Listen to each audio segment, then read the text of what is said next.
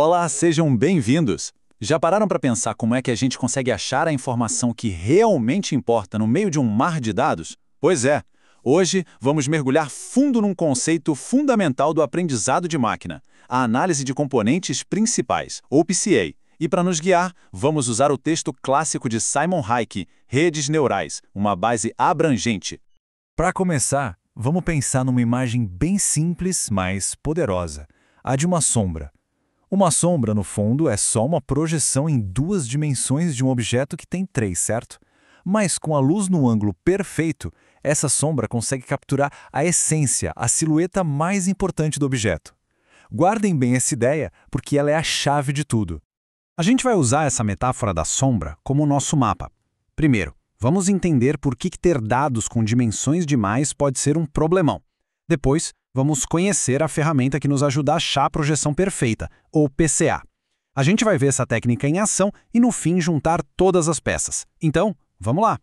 Essa analogia da sombra, então, leva a gente direto para o coração do que chamamos de redução de dimensionalidade. A ideia é exatamente essa: pegar um conjunto de dados com um monte de características, ou seja, muitas dimensões, e descobrir um jeito de representar tudo aquilo de forma mais simples. E o mais importante, sem perder a informação crucial no meio do caminho. Ok, mas por que a gente iria querer simplificar? Por que não usar todos os dados que a gente tem em mãos? A resposta para isso está num desafio bem conhecido chamado de maldição da dimensionalidade. Quem deu esse nome foi Richard Bellman, e ele descreve um problema muito real na análise de dados. Como o próprio texto do Hacking aponta, quanto mais dimensões a gente adiciona, mais o nosso conjunto de dados se torna complexo e esparso. Fica cheio de vazios. Os padrões que a gente tanto busca acabam se perdendo. É quase como tentar achar um caminho numa neblina muito densa, onde cada passo revela uma nova direção, mas nenhuma delas parece levar a lugar algum.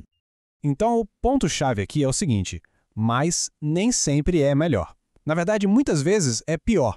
Porque cada dimensão extra pode ser só ruído, sabe? E além de deixar tudo mais caro e lento para processar, o mais irônico é que esse excesso de informação acaba escondendo justamente os padrões valiosos que a gente está tentando encontrar.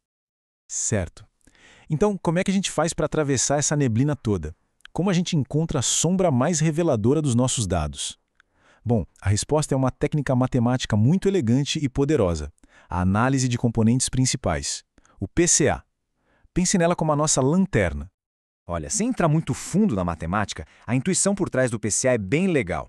Primeiro, a técnica ajusta os dados para que todos girem em torno de um mesmo centro.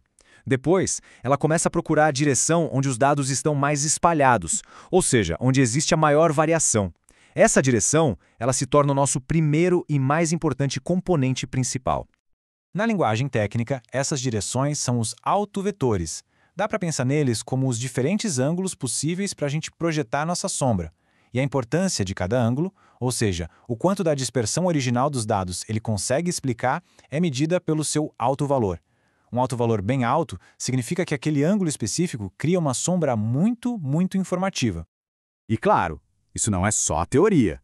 O livro do Hayek traz um exemplo prático que é simplesmente impressionante do poder do PCA. É um caso de remoção de ruído em imagens. Vamos ver como isso funciona na prática, que fica bem mais claro. Imagina só, a gente pega uma imagem, tipo a famosa imagem da Lena, que foi usada no estudo, e adiciona um monte de ruído nela. Sabe, pixels aleatórios que sujam a informação original. A estrutura da imagem, o rosto, ainda está lá, mas agora está tudo meio obscurecido, bem mais difícil de enxergar. E aí, a gente aplica o PCA. A técnica é tão inteligente que consegue separar o que é essencial, os componentes principais que formam a imagem de verdade, do que é supérfluo, que são os componentes com menos importância e que, nesse caso, correspondem ao ruído.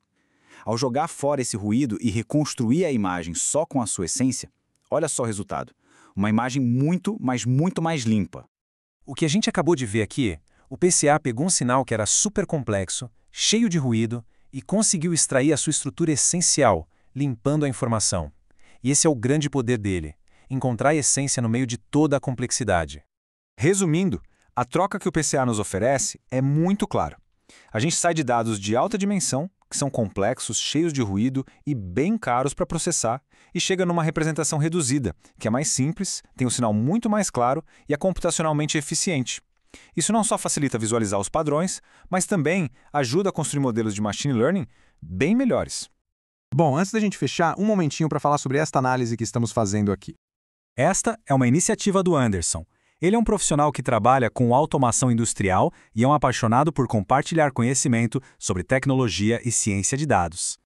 É muito importante dizer que toda a nossa explicação foi baseada nestas fontes que estão aparecendo aí. A gente não tem nenhuma afiliação com os autores, mas somos imensamente gratos pelo trabalho fundamental que eles fizeram. É esse trabalho que permite a gente criar conteúdos como este. O PCA nos ensina uma lição muito valiosa. Às vezes, a visão mais clara das coisas vem da projeção, da sombra, e não do objeto complexo em si. Isso deixa uma pergunta no ar, né? Que outros padrões essenciais estão aí, escondidos nas sombras do nosso mundo, só esperando que a gente aprenda a olhar pelo ângulo certo? Se esta análise foi útil, não se esqueçam de se inscrever e deixar um comentário. Esse apoio é fundamental para o nosso trabalho.